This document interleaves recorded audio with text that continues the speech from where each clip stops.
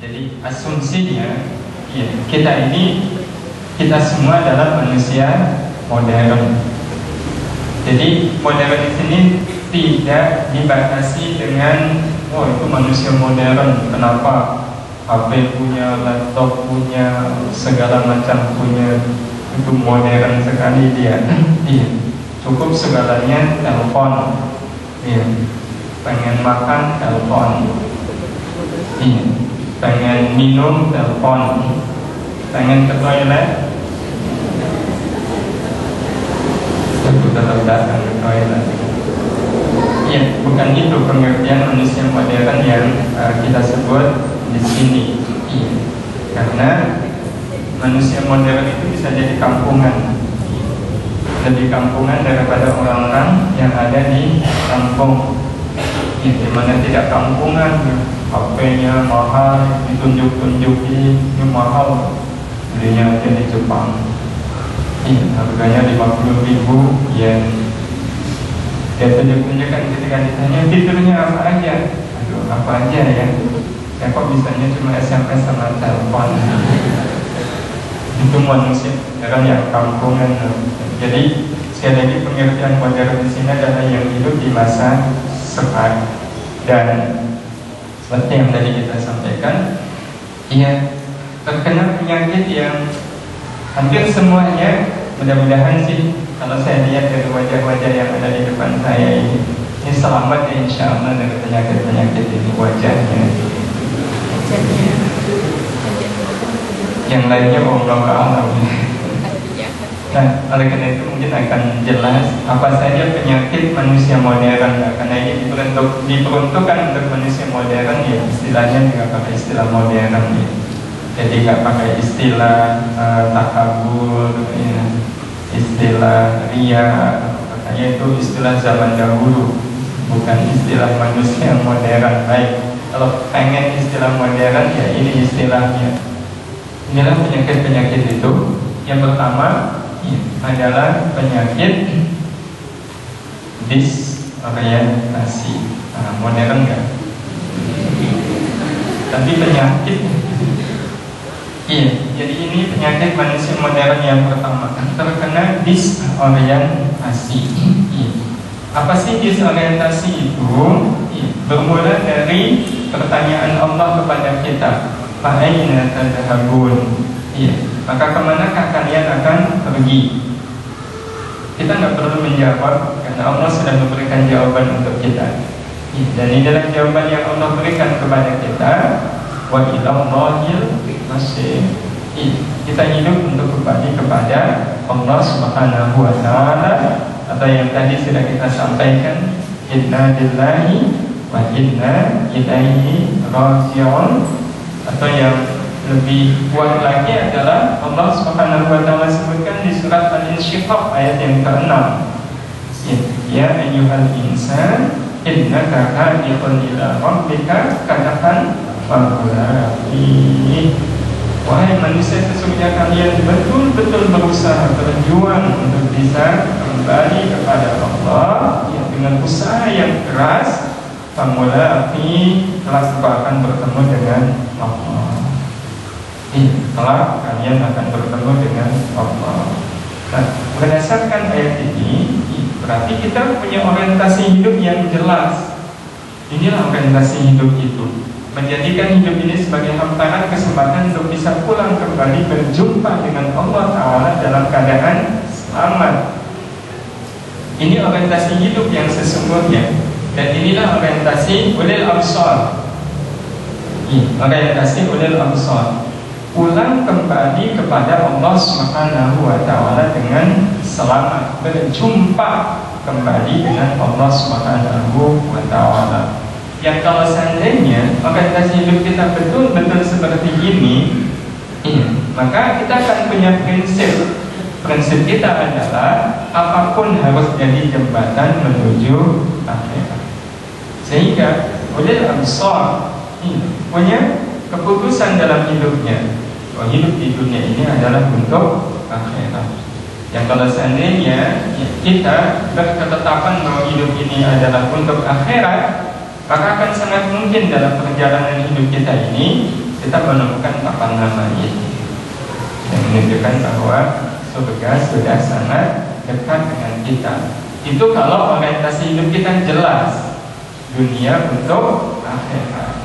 Tetapi akan lain kalau seandainya orang mengalami disorientasi, terputus jalan itu. Yang kalau tetap jalan, yang belum dia. Nah, siapa sih sebenarnya yang terkena disorientasi ini? Adalah mereka yang memandang segala sesuatu itu dengan sudut pandang dunia semata. Itu orang yang terkena disorientasi. Jadi sudut pandangnya adalah dunia. Segala sesuatunya diukur dengan dunia. Lupa dengan akhirat. Lupa dengan akhirat. Itu berarti dia mengalami apa yang disebut sebagai disorientasi. Untuk apa Anda kuliah ya? Biar jadi sarjana. Itu dalam sudut pandang dunia memang bagian dari orientasi. Tapi kalau sebagai ulil absar itu sudah menyalahi orientasi. Bagaimana saya dengan sarjana ini bisa masuk surga lebih tinggi dari yang tidak sarjana? Tapi selama ini kan yang didengung-dengungkan tidak ke arah itu. Jadi inilah disorientasi. Jadi sudut pandangnya adalah dunia. Nah, akibat sudut pandang dunia ini, maka ada dua keburukan yang dialami oleh mereka yang terkena disorientasi. Dua hal itu, yang pertama adalah merasa betah tinggal di kampung rantau dunia, dan pada saat yang sama tidak ada rindu untuk pulang ke kampung asal, yaitu akhirat. Ini yang terkena disorientasi. Kira-kira kita terkena enggak? Kalau seandainya ada seorang mahasiswa, dia tinggal di kampung, kemudian dia sempat kuliah di Jogja ini, tapi dia punya orientasi yang jelas, karena dia dikirim ke Jogja untuk kuliah itu dibiayai oleh orang-orang kampung, dengan tujuan nanti pulang kembali membangun kampung. Berarti orientasi dia kuliah agar bisa sesegera mungkin pulang membangun kampung dia. Setahun kemudian ada kelasnya ada yang nyusul dengan orientasi yang sama, kuliah selesai itu membangun kampung. Dan ternyata ada kelasnya ini selesai lebih dulu, sehingga kemudian dia bisa segera pulang. Apa yang dirasakan oleh kakak kelasnya ketika dia lihat adik kelasnya pulang lebih dulu? Ada iri? Ada iri? Ya Allah. Dia akan segera menyumbangkan ilmunya untuk membangun kampung. Dan dia tidak selesai itu memang maunya dia. Ada musibah. Sebenarnya dia bisa selesai setahun yang lalu. Pada saat skripsinya tinggal penutup itu tiba-tiba nggak tahu dosen penasehatnya bilang, dosen pembimbingnya bilang ganti judul. Nah, itu yang membuat dia stres, akhirnya mundur. Nah, ada rasa iri kan ketika ada kelasnya pulang lebih dulu. Nah, kenapa? Karena dia ingin bisa segera pulang untuk membangun kampung dia, menorehkan prestasi di sana. Dan sekarang apa yang terjadi kalau seandainya ada orang yang usianya di bawah kita yang meninggal lebih dulu? Adakah iri? Kalau tidak berarti disorientasi. Kenapa? Harus dicermati, harus dicari. Kenapa? Harusnya ada rindu, ya Allah, dia kan usianya di bawah saya. Kenapa engkau panggil dia lebih dulu? Harusnya kan saya duluan. Ada sesuatu di situ yang harus ditemukan. Nah, itu yang pertama. Yang kedua, yang kita sampaikan secara simpel saja adalah distorsi. Penyakit distorsi. Nah, akibat penyakit distorsi ini, dan ini ciri orang yang terkena distorsi, menyimpulkan segala peristiwa dalam hidup ini dengan kesimpulan yang terbalik. Jadi nggak tahu kenapa, hanya selalu ngambil yang terbaliknya saja. Iya. Yang akibatnya kemudian dia mendolimi diri sendiri. Jadi kesimpulan-kesimpulan itu membuat dia terdolimi oleh dirinya sendiri, karena dia menyimpulkan segala sesuatu itu dengan kesimpulan yang terbalik. Contoh sederhana saja, sabar. Sabar itu ada nggak manfaatnya, Bapak Ibu? Ada. Banyak apa sih? Banyak. Iya. Manfaat itu untuk siapa? Untuk diri kita sendiri. Sehingga kita membayangkan kalau kita jadi orang yang sabar itu enak atau nggak enak? Enak kan? Nah, pertanyaannya sekarang adalah sabar itu sulit atau mudah? Ya, ini jujur yang tidak semestinya. Serba salah. Mau bohong salah, mau jujur juga ternyata salah. Sabar itu sulit. Itu berarti terkena distorsi. Kenapa? Karena harusnya mudah. Iya, kita kuatkan kalau sebenarnya sabar itu mudah. Kalau bilang sulit itu berarti terkena distorsi. Kalau kita lapar, solusinya apa? Makan. Kalau kita dapat musibah, solusi paling gampang apa? Kalau dapat musibah, solusi paling gampang sabar, kan? Nah, sekarang kalau lapar kita makan, kalau dapat musibah kita sabar. Mana yang lebih mudah untuk kita penuhi, makan atau sabar? Mana yang lebih mudah untuk kita penuhi? Ini teori atau kenyataan? Teori. Nggak pakai teori, sudah praktek soalnya. Nggak usah pakai teori. Ya, harusnya sabar itu lebih mudah. Kenapa? Karena kalau makan butuh waktu nggak? Ibu-ibu untuk bisa makan butuh waktu banyak atau sedikit, Bu? Banyak. Belanja dulu, habis itu dimasak, habis itu dimakan. Dimakan apa langsung ditelan? Enggak, Ibu. Iya. Tapi kalau sabar, apa harus dikunyah? Enggak. Kita sabar itu cukup dalam waktu kurang dari 5 detik. Dan bisa sabar. Kalau begitu berarti mana yang lebih mudah, makan atau sabar? Tapi selama ini yang lebih mudah makan. Sabar rasanya. Nah, itu salah satu contoh distorsi. Yang lain banyak. Ini orang lagi apa? Skripsi. Emang kenapa skripsi? Ya. Jangan menyinggung perasaan orang lain, nggak boleh. Tapi sudah kandung nih tersinggung yang bersangkutan, harus bayar kafarah. Ya kafarahnya nanti makan buka puasanya kasihkan sama beliau. Susah. Iya. Nah, susah. Pertanyaannya, susah itu menyenangkan, setuju? Tidak setuju. Nah, itu berarti terkena distorsi. Kalau tidak terkena distorsi, susah itu menyenangkan. Sebab tidak akan mungkin orang senang kalau tanpa susah. Berarti kalau orang susah, tandanya dia senang. Dan tidak hanya sekedar itu, seperti yang kemarin kita sampaikan, dia adalah seorang hamba yang sedang disusahkan oleh Allah, kecuali dia sedang direncanakan oleh Allah menjadi pribadi yang besar. Karena itu senanglah ketika kita merasa susah, karena kita sedang direncanakan oleh Allah menjadi pribadi yang besar. Sebaik-baik orang tua adalah orang tua yang suka bikin susah anak. Ya, karena orang tua yang suka bikin susah anaknya adalah orang tua yang menginginkan anaknya menjadi pribadi yang besar. Sebelum subuh dibangunkan kan susah ini. Habis itu sholat berjamaah suruh ngaji, habis ngaji terus suruh belajar, habis belajar bukan makan, suruh nyabu, ngepel, ngisi bak mandi, itu lagi bak mandinya. Kalau sekarang gampang dengan buka keran ditungguin. Kalau zaman saya kecil dulu masih ingat ngisi bak mandi itu 3. Satu dekat sumur, satunya lagi jauh dari sumur 5 meter, satunya 15 meter. Dan ukurannya besar-besar. dengan orang kamar mandi orang zaman dulu kan gede-gede.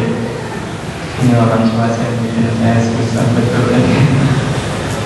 Tetapi itulah yang membuat orang tua yang dulunya susah, dia bisa cerita kepada anaknya, nah dulu bapak begini. Sekarang bayangkan kalau ada orang tua nggak pernah susah, suatu saat dia punya anak, dia mau cerita apa sama anaknya? Mau cerita apa? Susah kan? Nah, susahnya belakangan. Dan Bapak Ibu yang dirahmati Allah Subhanahu wa Ta'ala, karena itu kalau saudara terutama yang masih punya orang tua kok menyusahkan, bersyukurlah. Iya, bersyukurlah. Apalagi zaman sekarang jarang orang tua yang mau menyusahkan anaknya, itu jarang. Lebih banyak sekarang ini orang tua yang memanjakan anaknya, segala fasilitas anaknya dipenuhi. Itu bukan orang tua yang baik. Wah, orang tua kamu baik sekali, kenapa? Nggak pernah marah.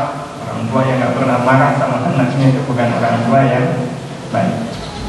Nah, Bapak Ibu yang dirahmati Allah Subhanahu wa Ta'ala, sekarang saya mau tanya dosa. Tahu dosa kan? Tahu ya. Sekarang pertanyaannya, apakah dosa menyenangkan? Ya, distorsi.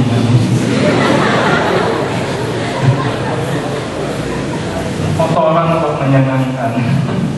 Terbalik itu kan namanya. Dan Bapak Ibu yang dirahmati Allah, terakhir penyakit manusia modern adalah disharmoni. Dan pengertian disharmoni adalah seperti anak ini, hilangnya keharmonisan dengan diri sendiri. Jadi sebenarnya disharmoni itu adalah antara kita dengan kita. Kalau ada orang yang tidak harmonis dengan yang lain, itu sebenarnya sebuah pemberitahuan kalau dia memang belum harmonis dengan dirinya. Karena itu jangan nuding orang lain kalau tidak harmonis, tapi tudinglah diri sendiri. Itu cara terbaik. Ketika ada konflik dengan siapapun, maka yang pertama kali dituding adalah diri kita. Boleh saja sih menuding orang lain, boleh, tapi harus ingat yang kita tudingkan itu berapa jari? Cuma satu kan? 4 jari. Tuding kemana? Ke diri sendiri. Berarti sangat boleh jadi konflik itu terjadi karena satu kesalahan yang dia lakukan dan 4 kesalahan yang kita lakukan. Disharmoni. Nah, mari kita lihat apakah terjadi disharmoni pada diri kita. Ya, kalau dalam bahasa Nabi, disharmoni itu diwujudkan dalam idza hadatsa kadziba. Kalau berkata bohong, wa idza wa'ada akhlafa. Kalau janji dia ingkar. Itu berarti sedang tidak harmonis dengan dirinya. Ya, jadi kalau ada orang yang ingkar janji, terus kita harus kasihan. Dia sedang tidak harmonis dengan dirinya sendiri. Dengan kemudian kita ikut-ikutan dia, dengan kita juga jengkel sama dia. Kalau kita jengkel, dia itu artinya sama kita juga sedang tidak harmonis dengan diri kita sendiri. Wa idza minal khana. Ketika dipercaya dia khianat. Jadi orang yang mengkhianati kepercayaan itu sebenarnya sedang berkonflik dengan dirinya sendiri. Nah, mari kita lihat diri kita. Apakah kita termasuk orang yang mengalami disharmoni, memaafkan? Itu menguntungkan siapa? Menguntungkan siapa? Menguntungkan orang yang dimaafkan. Nah, itu distorsi namanya. Iya, itu distorsi. Iya, sebab memaafkan itu menguntungkan orang yang melakukannya dan menjadi ancaman bagi yang dimaafkan. Jadi kalau kita berbuat salah kepada orang lain dan orang lain itu memaafkan kita, itu diri kita sedang terancam. Betul. Kenapa? Sebab hukum yang berlaku. Kalau kita yang memaafkannya, kalau kita memaafkan kesalahan orang lain, maka Allah akan memberikan kepada kita 2 kebaikan. Kebaikan yang pertama adalah kebaikan karena kita telah memaafkan, itu dicatat sebagai amal baik. Kebaikan yang kedua adalah hadiah dari Allah. Allah akan berubah Orang yang berbuat salah kepada kita, orang yang berbuat zalim kepada kita, Allah akan merubah dia menjadi orang baik. Ini akan dirubah oleh Allah menjadi orang baik. Berarti kalau seandainya kita berbuat salah dan orang yang kita salah itu memaafkan, itu berarti mengharuskan kita untuk apa? Untuk menjadi orang baik. Kita harus berusaha menjadi orang yang baik kepada dia. Sebab ini hukum lanjutannya, kalau kemudian orang yang dimaafkan itu tidak berubah menjadi baik, tetap saja berbuat zalim, Allah nanti akan jelentik. Ini karena memang orang yang memaafkan kesalahan orang lain itu sebenarnya dia sedang menyerahkan orang itu kepada Allah Subhanahu wa Ta'ala. Apa itu tidak mengkhawatirkan? Iya, mendingan dia membalas. Kalau kita berbuat salah kepada orang lain dan orang lain itu membalas kesalahan kita, itu pasti selesai. Tapi kalau dia memaafkan, itu malah bikin repot orang yang berbuat salah. Ya harus dia berubah menjadi orang yang baik kepada yang memaafkannya. Kalau enggak diselentik sama Allah Subhanahu wa Ta'ala. Kalau diselentik sama Allah kan repotnya bukan main. Berarti kalau begitu, apa ruginya kita memaafkan kesalahan orang lain? Gak ada. Karena memaafkan orang lain itu bikin sulit orang yang dimaafkan. Salah besar, dan ini bagian dari distorsi ya. Aduh, senang sekali ini saya dimaafkan kesalahan saya. Enggak. Malah jadi beban. Jadi orang yang baik kepada dia, kalau tidak diselentik. Tapi kan selama ini terbalik ya. Jika kita merasa kalau seandainya ada ungkapan memaafkan itu berat, iya atau tidak? Iya. Dan itu berarti ada disharmoni. Kalau kita mengatakan memaafkan itu terakhir, Bapak Ibu yang dirahmati Allah Subhanahu wa Ta'ala, tidak dihargai itu menyakitkan, betul nggak? Betul, itu disharmoni namanya. Sekaligus distorsi. Kenapa? Karena kalau kita tidak dihargai orang lain itu harusnya kita senang. Harusnya kita bersahabat dengan dia. Kok bisa dia tidak menghargai saya kok? Masa kemudian saya harus bersahabat dengan dia? Iya, logikanya kita semua punya harga diri kan? Yang mau tanya, berapa harga diri kita? Bisa nggak dihargai? Tidak bisa dihargai. Nah, kita sendiri sudah mengatakan kan, harga diri saya tidak bisa dihargai. Maka kalau seandainya ada orang yang tidak bisa menghargai diri kita, dia itu siapa? Bukankah dia adalah kita? Kenapa kita tidak bersahabat dengan dia? Karena kita sendiri mengatakan harga diri saya tidak bisa dihargai. Maka kalau seandainya ada orang yang tidak bisa menghargai diri kita, dia adalah kita. Maka harusnya kita bersahabat. Tapi selama ini bisa nggak bersahabat dengan orang yang tidak bisa menghargai diri kita? Susahnya bukan main. Kenapa? Karena telah terjadi disharmoni di dalam diri kita sendiri. Nah, ini tidak penyakit manusia modern. Insya Allah kita semua selamat. Iya, insya Allah kita selamat dalam waktu sebulan yang akan datang.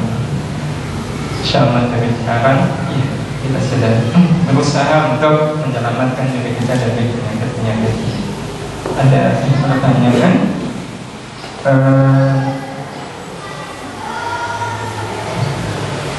Bagaimana cara sholat dan puasa di daerah kutub? Cara terbaik adalah saudara kesana aja.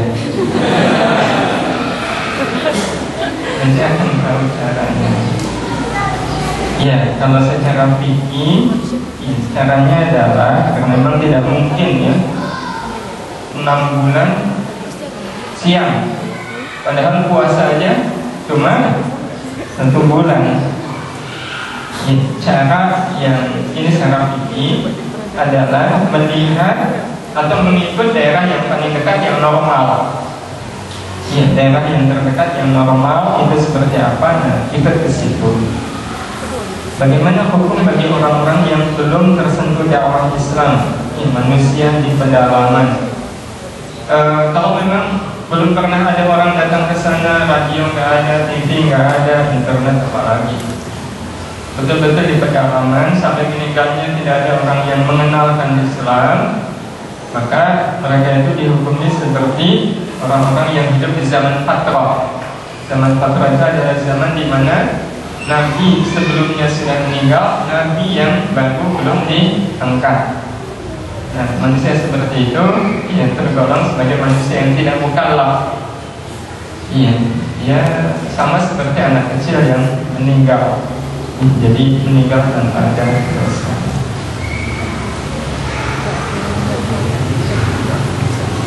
Ini pertanyaan minggu yang lalu.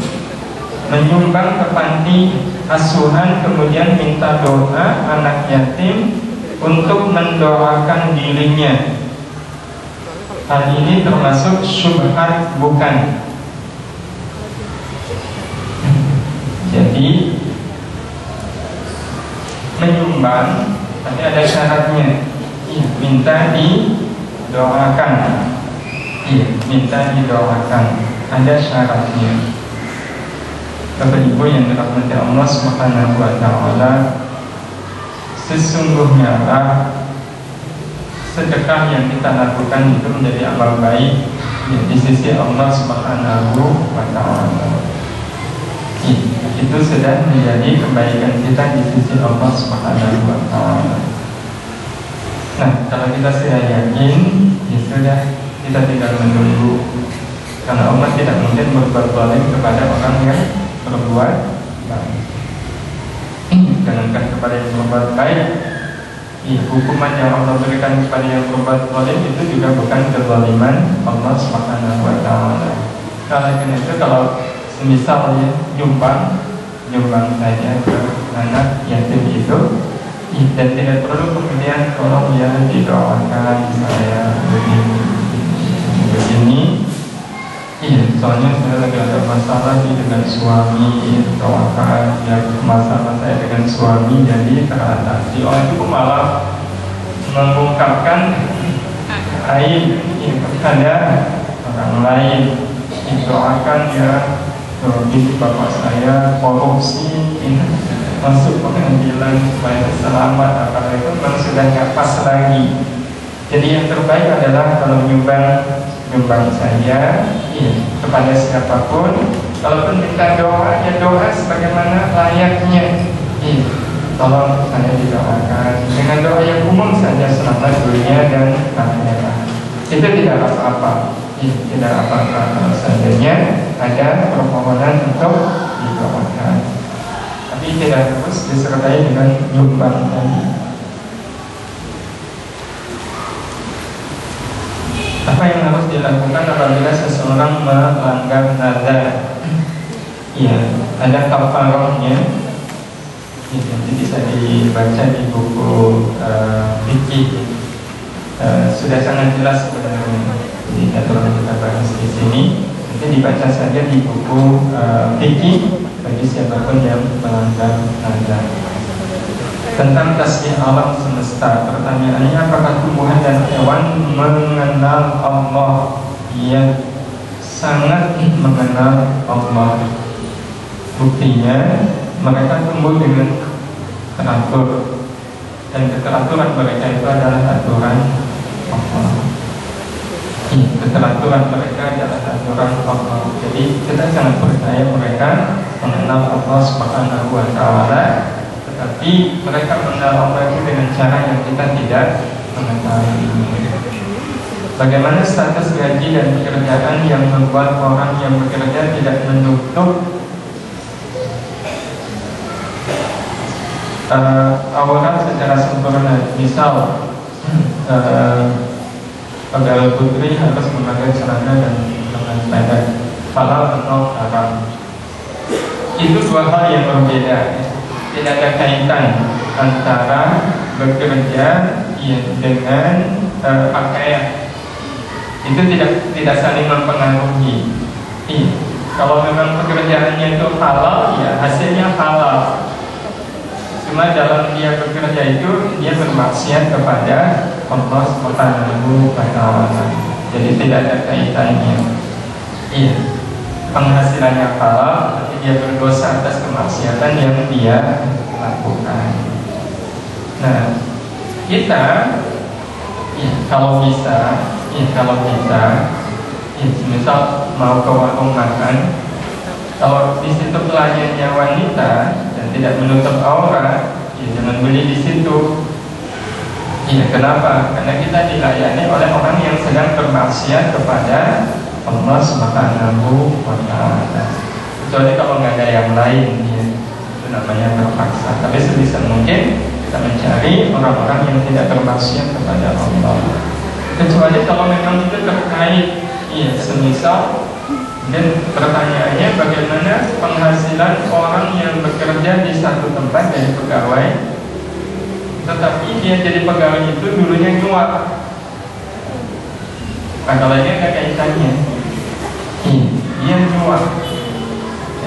Nah, kalau menyuap begitu, maka hukum penghasilannya itu tetap halal, ya tetap halal, tapi nggak berkah.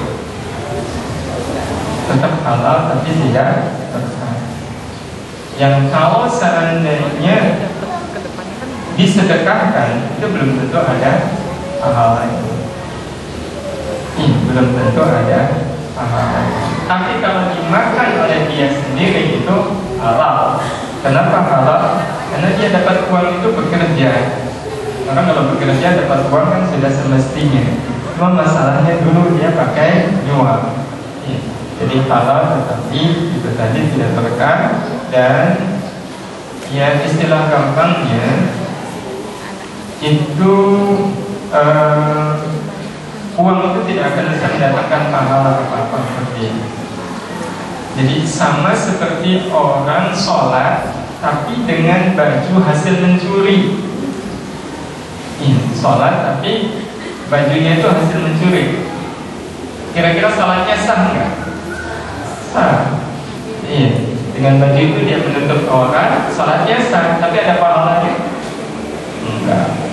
Iya. Jadi hanya sekedar menggugurkan kewajiban saja.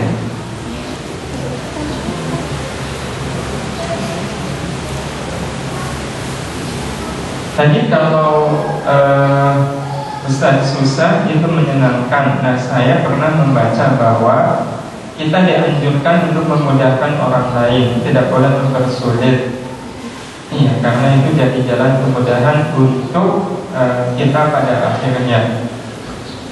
Kok sepertinya berlawanan?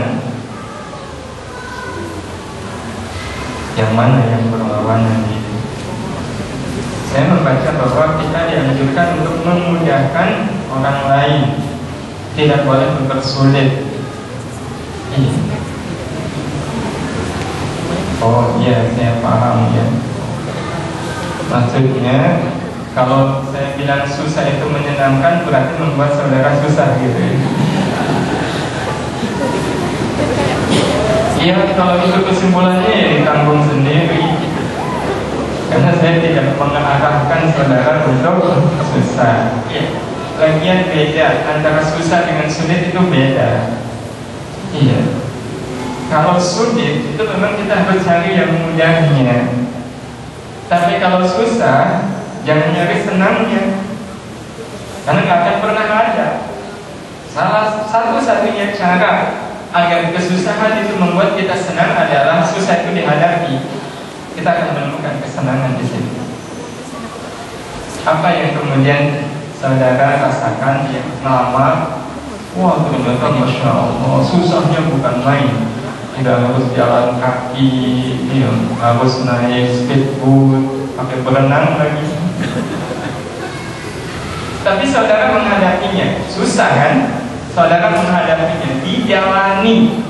Setelah dijalani dan sampai, apa yang saudara rasakan? Senang.